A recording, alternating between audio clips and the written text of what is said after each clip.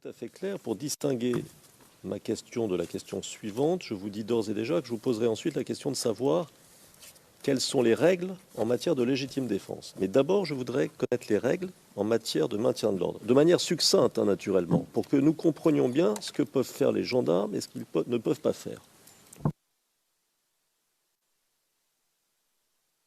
En matière de maintien de l'ordre, toutes nos formations que nous avons reçues en Côte d'Ivoire et ailleurs, c'est que le manifestant n'est pas un combattant. C'est un citoyen momentanément égaré et donc il n'y a pas d'emploi de la force contre ce manifestant-là, sauf en cas de légitime défense. Attaque actuelle en employant des moyens proportionnés à l'attaque. Ça veut dire que si vous donnez un coup de poing, on envoie votre bouclier pour le bloquer. N'allez pas tirer sur les manifestants parce que vous avez lancé un caillou.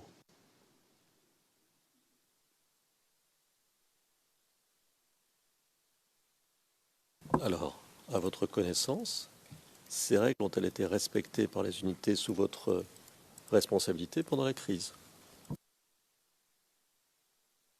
Absolument. D'accord. Alors, vous venez de nous le dire, mais je voudrais que ce soit clair.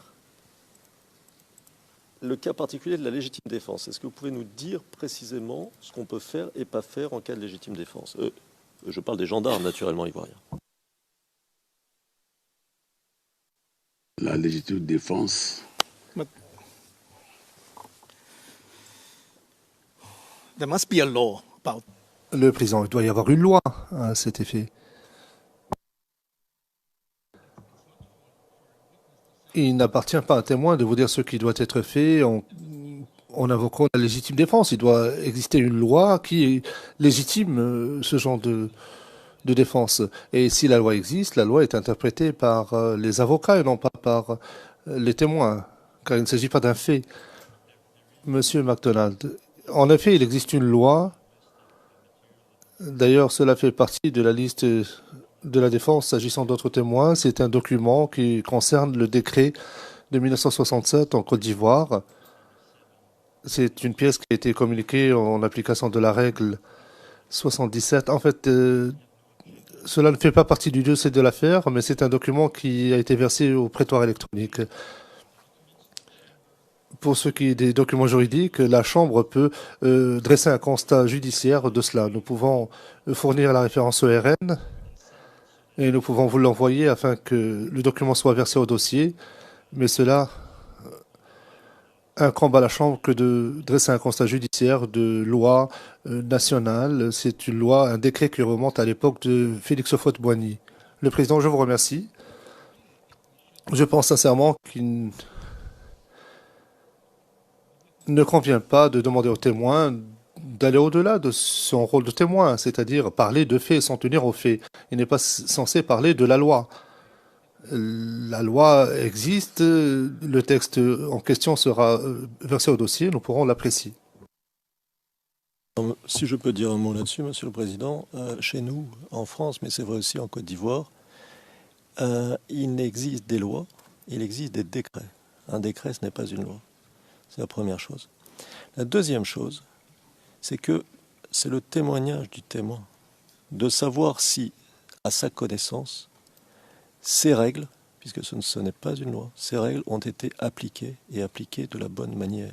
Et quelle est la bonne manière? Il faut bien le lui demander pour savoir ce qui s'est passé sur le terrain. Nous n'y étions pas, ni vous, ni moi, ni personne d'ailleurs. Et donc il me semble que la question peut être posée.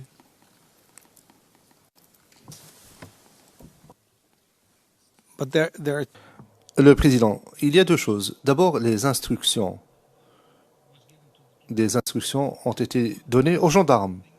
D'autre part, en quoi consiste la légitime défense et comment est-ce qu'elle est appliquée, ça, nous devrions le savoir. Et cela fait partie d'une loi ou d'un décret ou d'un texte quelconque, d'un instrument juridique quelconque. Donc il y a l'interprétation de cela et d'autre part, il y a ce qui s'est passé sur le terrain. Ils ont en fait la même chose, Monsieur le Président. Ces instructions éventuelles données aux gendarmes, encore faut-il savoir si elles correspondent ou pas au cadre juridique ou au cadre réglementaire. Et pour cela, nous devons savoir, de la bouche du principal responsable de la gendarmerie, quel était ce cadre de manière pratique. Parce qu'il y a la théorie et la pratique, n'est-ce pas? Il y a la manière dont on le conçoit, il y a la manière dont on l'applique. Enfin, me semble-t-il. Mais je crois que nous ne sommes pas si loin, on dit plus ou moins la même chose, me semble-t-il. We'll see that if Le président, eh bien, nous allons voir si nous disons la même chose. Vous allez poursuivre votre interrogatoire et nous verrons. Maître Knops, Monsieur le Président, permettez-moi d'intervenir pour m'associer aux propos de Maître Altit. Les règles d'engagement ne sont généralement pas inscrites dans des textes de loi. Le Président, nous ne parlons pas de règles d'engagement, nous parlons de légitime défense. Quelles sont les règles s'appliquant à la légitime défense? Il ne s'agit pas de la manière dont les choses ont été exécutées sur le terrain. Donc, si vous parlez de règles d'engagement, certes, vous pouvez le faire. Parce que c'est quelque chose qui relève de la hiérarchie. Mais la base, c'est la loi, c'est le texte de loi. Maître Altit. Merci, Monsieur le Président. Alors, Monsieur le témoin, vous avez suivi les échanges. Donc, ce qui nous intéresse, vous l'avez bien vu, c'est de savoir comment ça s'est passé. Mais pour qu'on comprenne comment ça s'est passé, encore faut-il qu'on sache le cadre dans lequel on peut se défendre, dans le cadre dans lequel la défense est légitime. Est-ce que vous pouvez nous dire en quelques mots, parce que c'est vrai qu'il y a les textes pour les analyser éventuellement, mais vous, en tant que responsable de la gendarmerie, quelles étaient les conditions, quelles sont les conditions de la légitime défense et comment ça se matérialise? La légitime défense, c'est une agression actuelle contre un agent commis au maintien de l'ordre. Et l'agent doit réagir face à cette agression en utilisant les moyens qui sont proportionnés à l'attaque. S'il le fait plus tard, c'est une vengeance et il est condamnable. Donc, ce que vous nous dites, le mot utile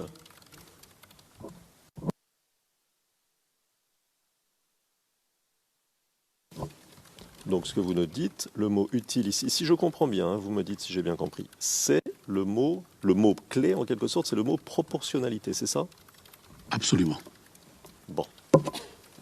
Et maintenant, ma question, à votre connaissance, les unités de gendarmerie sous votre responsabilité, qui dépendaient de vous, pendant toute la crise, n'ont-elles utilisé la légitime défense, enfin, ont-elles utilisé la légitime défense quand cela se présentait de la manière prescrite, telle que vous venez de nous le dire, c'est-à-dire, si je comprends bien, proportionnelle, ou bien, certaines fois, à votre connaissance, ont-elles dépassé, d'une manière ou d'une autre, peu importe, mais dépassé ce cadre que vous nous avez rappelé de manière rapide et succincte? Encore, je rappelle, la gendarmerie agit essentiellement en campagne. Là-bas, les manifestations ne sont pas des grosses foules. Mais à Abidjan, en cas de manifestation, c'est la police qui est engagée. De façon plus précise, nous n'avons jamais eu d'attaque de la part des manifestations. On n'a jamais utilisé des moyens qui ne sont pas proportionnés à l'attaque. Lancer un caillou, poser une barricade, ne nous amène pas à utiliser des armes. On dégage les barricades. C'est souvent des pneus qu'ils mettent, on les dégage. C'est souvent des carcasses, on les dégage. D'accord, monsieur. Oui, oui, tout cela est très clair. Mais vous nous avez néanmoins parlé d'attaques contre des gendarmes avec des armes à feu. Et il y a eu des morts, si j'ai bien compris. Donc, dans ces cas-là, il faut bien se défendre, ou bien les gendarmes ne se défendaient pas. Enfin, est-ce que vous pouvez nous en dire plus? Je traitais du cas d'Abobogar. Des gendarmes étaient commis depuis tout le temps à la surveillance de l'antenne d'Abobogar. C'est elle qui permet de mettre les sons sur notre télévision. Ce site stratégique a été attaqué par les commandos invisibles. il n'y avait que 2 gendarmes. Ils en ont tué un, l'autre a fui. Donc dans ces cas-là, il n'y a pas eu d'échange. On était en position inférieure parce qu'on n'était pas en position de combat. Donc pas parler de proportionnalité. Un gendarme a été tué, l'autre s'est replié. Et ils ont progressé, si vous connaissez bien Abidjan, vous, Mataltit, la Boboga en allant vers Djamé, il y avait une usine qu'on appelle Filtisac, Filtisac, qui était encore gardée par des gendarmes. C'est notre mission traditionnelle de protection des biens et des personnes. Les éléments ont progressé et là encore, ils ont battu les gendarmes qui étaient là. Donc, ce n'était pas dans un cas de maintien de l'ordre, c'était une agression avérée du commando invisible contre tout ce qui était gendarme.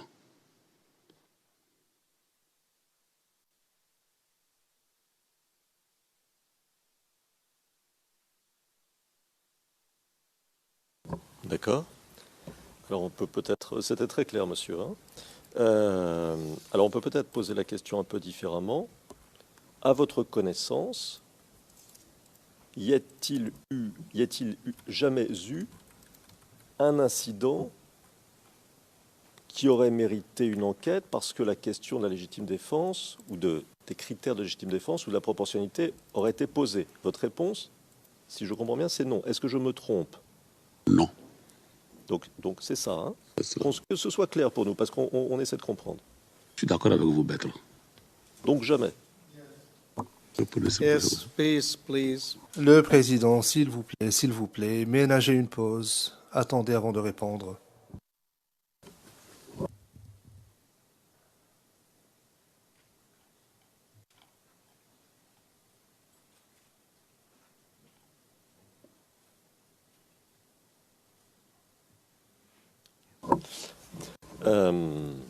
Alors je vous repose la question, de manière à ce que vous puissiez dire clairement à la Chambre, donc à votre connaissance, et est-ce que vous pouvez nous dire donc ce qu'il en est, s'il n'y a jamais eu un seul incident, ou s'il y en a eu un ou deux, enfin bref, est-ce que vous pouvez dire à la Chambre ce qu'il en a été, à votre connaissance, pendant la crise? Il y a eu l'incident dont on a parlé ici, de Yopougo, dans un sous-quartier, Ouassakara, entre les éléments de la gendarmerie commandés par le capitaine Koukouignon avec des militaires. Et cet incident a occasionné des morts dans les rangs des gens qui étaient supposés être des rebelles. À la vérification, qui étaient des militants du temps du RDR en réunion. La police de l'endroit précis s'est saisie de l'affaire, a ouvert une procédure et je n'ai plus jamais eu la suite. Puisque c'est le commissaire du gouvernement qui est destinataire des procédures dressées par la gendarmerie et par la police. C'est cet incident-là que je voudrais vous signaler. Peut-être qu'il y a eu d'autres, mais je ne me rappelle plus.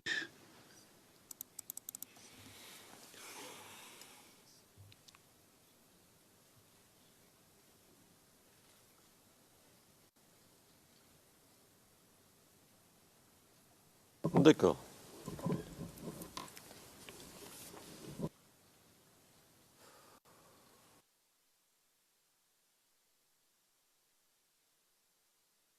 Alors, nous allons passer à un autre point.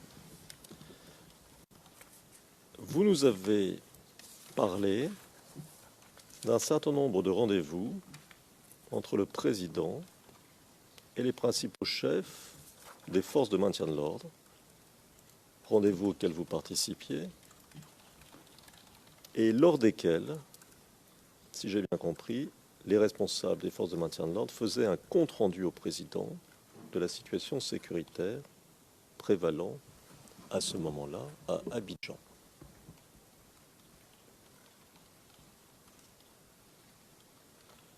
C'est bien ça. C'est cela. Très bien. That was Le président, c'était une question inutile, superflue, une question parmi d'autres qui était superflue.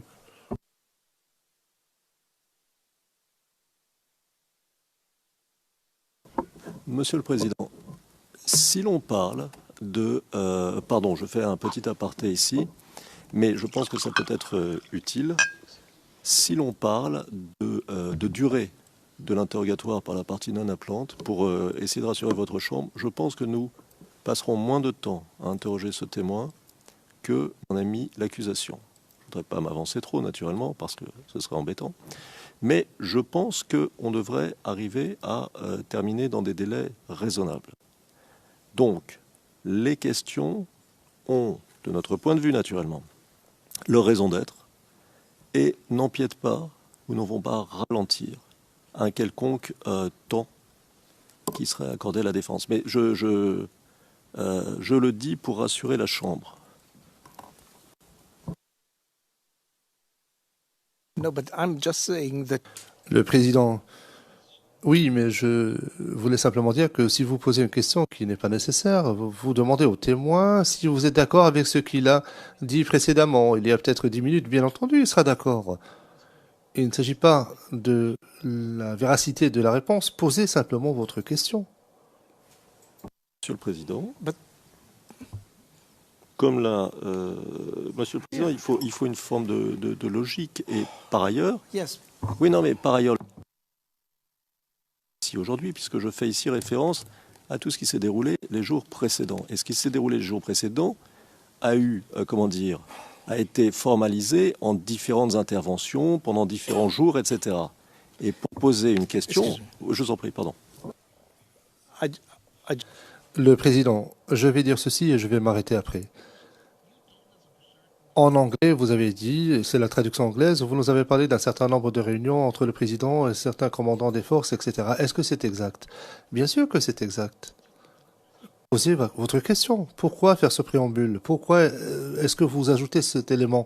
Est-ce que c'est juste ou pas? let's go ahead. Veuillez poursuivre. Alors, première question, monsieur le témoin. Alors, apparemment, d'après ce que vous nous avez dit, ce n'étaient pas des réunions trop longues. Est-ce que je me trompe? Affirmatif. Elles duraient grosso modo combien de temps? 10-15 minutes, pas plus. Pas plus. D'accord. Alors, comment ça se passait?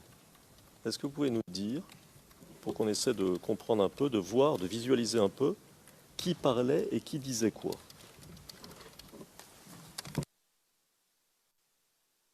L'armée, c'est un corps hiérarchisé. Et quand nous allions voir monsieur le chef de l'État, chef suprême des armées, c'est le chef d'état-major des armées qui prenait la parole et qui rendait compte de la situation. En l'occurrence, le général Philippe Mangou.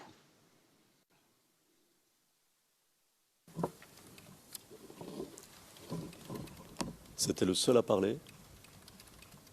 C'était le seul à parler, à moins que le président de la République pose des questions, ou qui a quelque chose à dire ou à ajouter.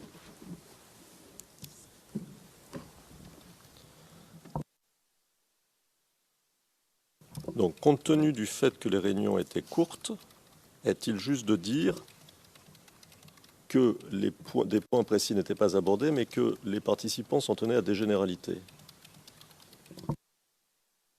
Non, ce ne sont pas des généralités. Vous avez vu des documents précédents, on appelle l'ordre d'opération, où des précisés situations générales, situations particulières, on donne tout. Et c'est cet ensemble-là que le chef d'état-major résume à Monsieur le Président de la République. Voilà. Vous avez vu des horaires. Mais on s'asseyait, le président n'avait pas que nous à recevoir, on attendait notre tour d'être reçu. Ça pouvait durer 1 heure, 2 heures, mais les 2 heures, c'était pas le chef de l'État.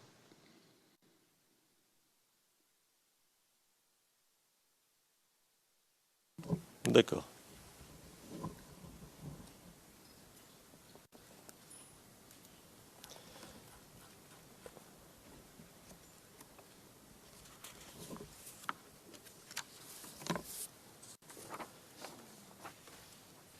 Et vous nous avez dit ce que répondait le chef de l'État.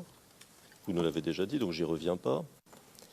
Ma question est donc, ce que vous venez de nous expliquer, Et ce que vous nous avez dit que répondait le chef de l'État à propos de différentes réunions, est-ce que c'était un processus immuable?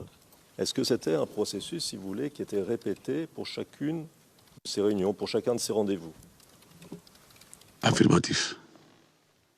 Oui.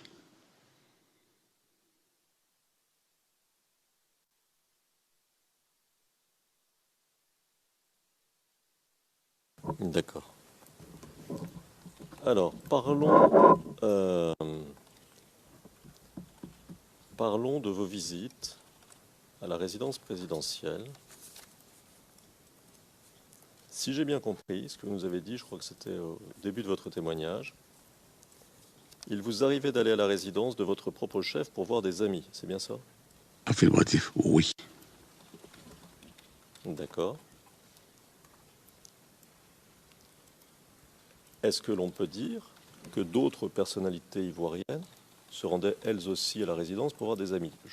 Peut-être je peux formuler ma question autrement. Ceux qui se trouvaient à la résidence n'y étaient pas nécessairement parce qu'ils avaient été convoqués par le chef de l'État. Est-ce que c'est juste? Your Honor's objection. Monsieur Desmergents, Monsieur le Président, objection.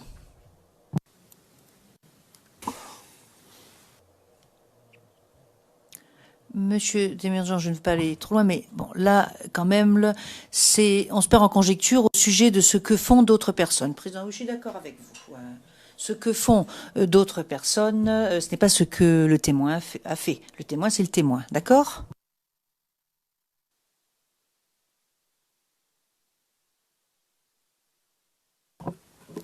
Alors je vais reformuler.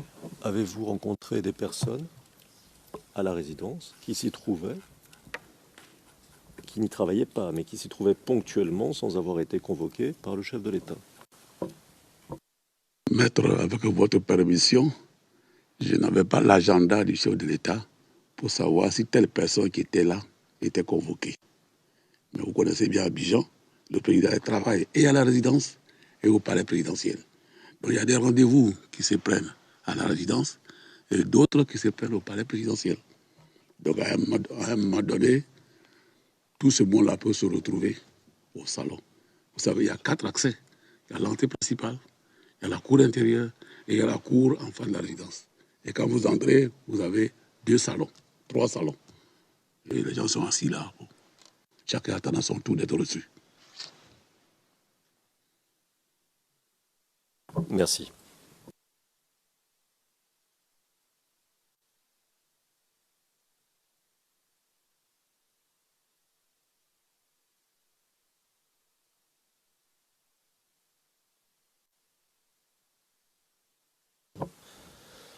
Alors,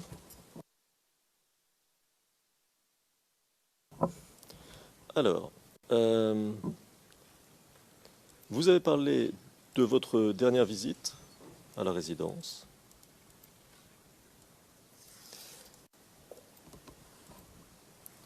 Vous vous souvenez d'avoir parlé de la dernière visite? Il y a eu un incident, vous nous avez expliqué l'incident à l'entrée. Oui.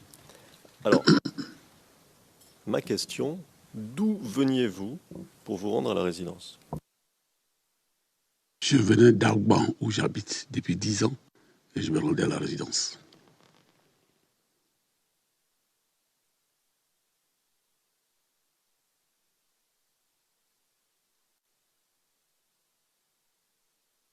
Monsieur le Président, j'attends que... je crois que le transcrit est arrêté, j'attends un peu.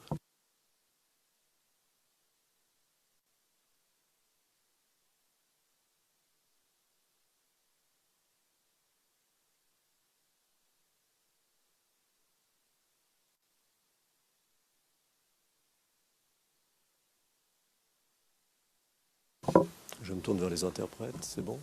Ok. Alors, ma question... Y avait-il, monsieur, des unités françaises? Avez-vous rencontré des unités françaises sur votre trajet, soit aller, soit retour? Non. J'ai rencontré plutôt des militaires au niveau de la RTI qui tenaient ce point.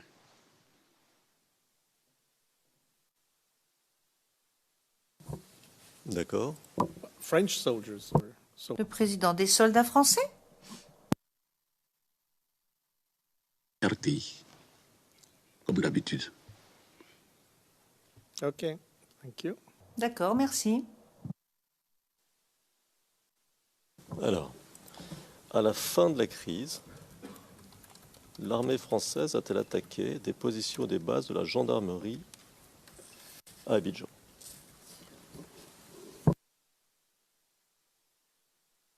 Il y a eu plusieurs attaques, je ne sais pas lesquelles, mais si on me permet, je peux faire un petit développement, si je suis autorisé à le faire.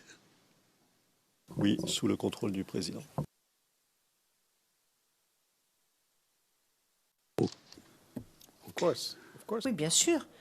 Bien sûr que vous pouvez faire ce petit développement. Les FDS et les FAFN n'avaient pas d'aviation. Seuls l'ONUCI et la France avaient des aéronefs. Ils ont attaqué le camp d'Akwedo, ils ont attaqué la marine. Il y a eu 2 attaques sur le camp d'Agban. Première attaque qui a fait la mort, qui a causé la mort à une fillette, parce que l'obus a traversé le salon de son père et la fille a pris le coup. La deuxième attaque visait les engins blindés de la gendarmerie. Après, il n'y a plus d'attaque, mais il y avait des survols quotidiens des avions sur le camp d'Agban. Depuis là-haut, est-ce la Russie, est-ce la France? Je suis jamais de dire que ce sont les 2 forces ensemble qui survolaient le camp d'Agban et qui ont mené conjointement les attaques.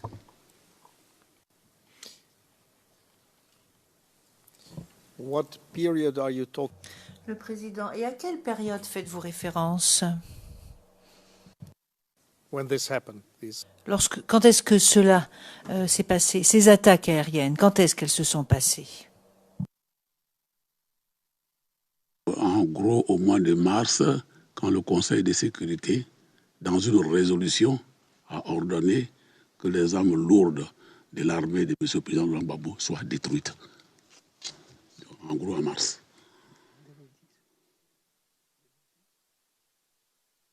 Oh non, après la crise. C'est pendant cette période-là. Monsieur Kassaraté, juste pour clarifier les choses, vous avez dit à l'instant des avions survolaient le camp. Est-ce que vous ne vouliez pas dire plutôt des hélicoptères? Pardon, les hélicoptères.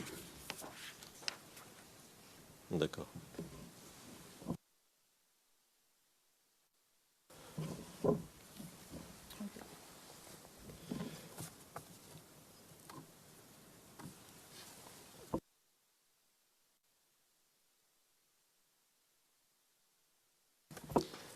Alors à un moment, je crois que c'était hier, de manière incidente, vous avez dit « J'ai vu que beaucoup de généraux n'étaient plus à leur poste ». Est-ce que vous pouvez nous dire un petit peu ce que vous entendiez par là et à quoi vous pensiez en disant cela? Je vais être très précis. Mes gendarmes m'ont informé de ce que le chef d'état-major, le général Mangou, n'était ni à son bureau, ni à sa résidence. Et les rumeurs qui nous parvenaient l'annonçaient à l'ambassade de l'Afrique du Sud à Abidjan. 2. Sur les écrans de la télévision qui émettaient depuis le Golfe, j'ai vu apparaître le général Touvoli Bizobo, chef d'état-major particulier du président de la République, qui invitait les armées à déposer les armes. Il était au Golfe.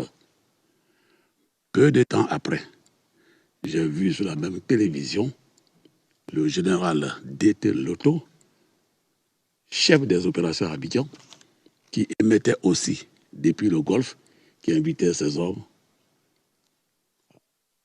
à terre les armes. Voilà les principaux généraux que j'ai vus à la télévision, appelant les uns et les autres au dépôt des armes.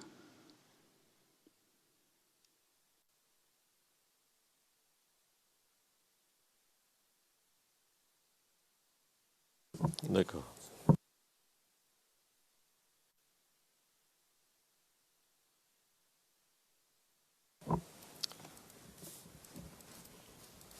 à votre connaissance, des représentants du RHDP, des forces nouvelles ou des représentants français ont-ils noué des contacts avec vos subordonnés et ou cherché à les influencer pendant la crise?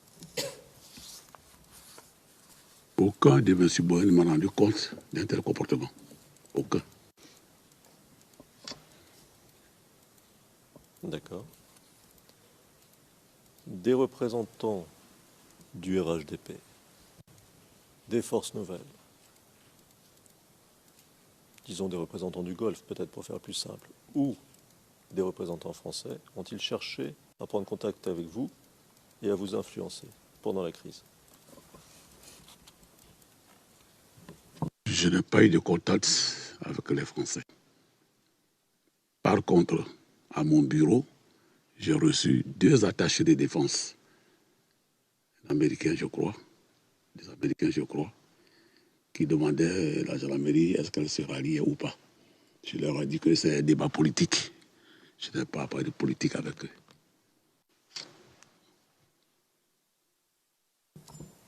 D'accord.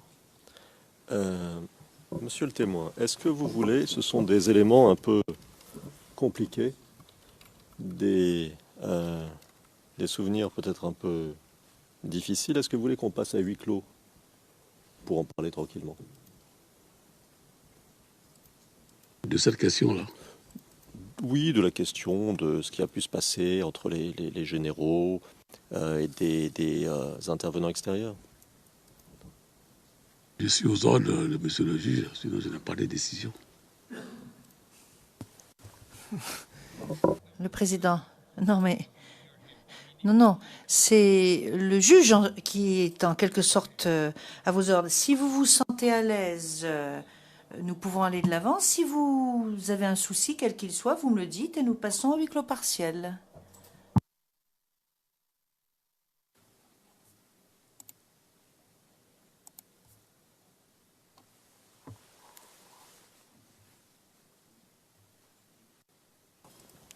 Monsieur le Président, comme je vais poser peut-être quelques questions autres, mais qui seront peut-être tout aussi délicates, je crois que nous ferions bien d'aller en huis clos partiel. Ça permettra aux témoins probablement de se sentir plus à l'aise.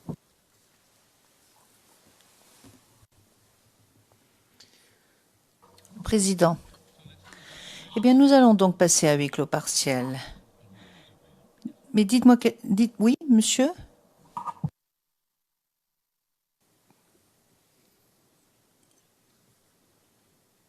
Monsieur le Président, Yes? je n'ai pas de problème à le faire en public. Good.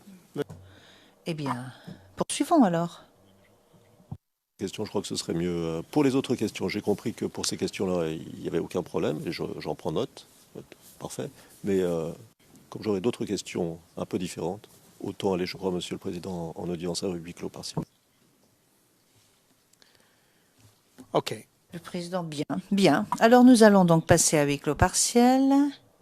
Donc, monsieur le témoin, à partir du moment où la greffière d'audience nous informera de la chose, nous serons à huis clos partiel.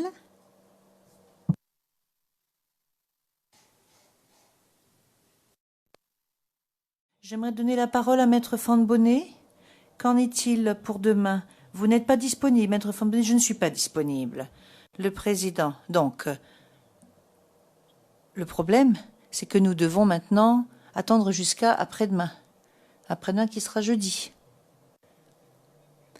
Donc, nous nous retrouverons jeudi matin à 9h30. Et j'aimerais savoir si nous aurons besoin de proroger les volets d'audience jeudi pour que nous puissions de suite nous organiser pour ce faire. Voilà, c'est la raison pour laquelle je pose la question aux 2 équipes de la défense. Et je pense également aux questions supplémentaires auxquelles il faut penser. Maître Altit? The witness can. Mais bien entendu, le témoin peut entre-temps quitter le prétoire. Et nous allons prendre nos dispositions pour les audiences à venir. Merci. Maître Altit?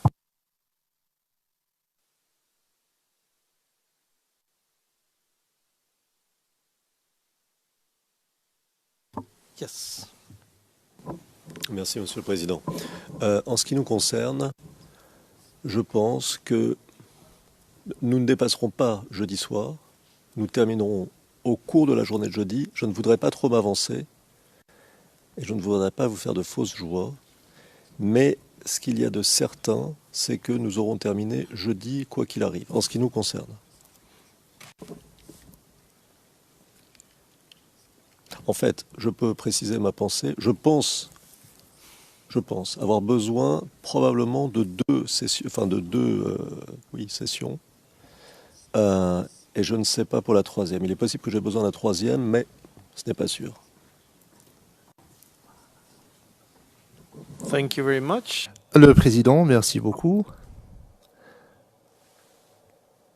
Je vois que l'équipe de défense de Blé-Goudet se concerte. Maître Knops, Monsieur le Président, il nous est difficile de prévoir à ce stade, le Président, bien entendu. Maître Knops, cela étant, nous ne pensons pas en avoir pour longtemps. Nous éviterons de reposer les questions qui ont été posées par l'équipe de défense de M. Gbagbo. Le Président, c'est un effort louable. Le Président, mais péchons par excès de prudence. Jeudi, nous allons siéger pendant des volets prorogés et nous verrons comment évolueront les choses. Parce que je ne voudrais certainement pas... Parce qu'il y a évidemment les questions supplémentaires. Je ne voudrais pas que les questions supplémentaires soient posées à la hâte. Donc, si jeudi, nous commençons à 9 h du matin et que nous siégeons pendant des volets d'audience prolongés, reprendre jeudi, nous siégerons pendant 3 volets d'audience de 2 heures. Cela ne signifie pas que vous devez prendre toute la journée. Donc, pendant les 2 premiers volets d'audience, vous devrez avoir suffisamment de temps pour en terminer. Donc, de 9 h à 11 h, de 11 h 30 à 13 h 30 et de 15 h à 17 h. 3 volets d'audience de 2 heures. Merci. L'audience est levée.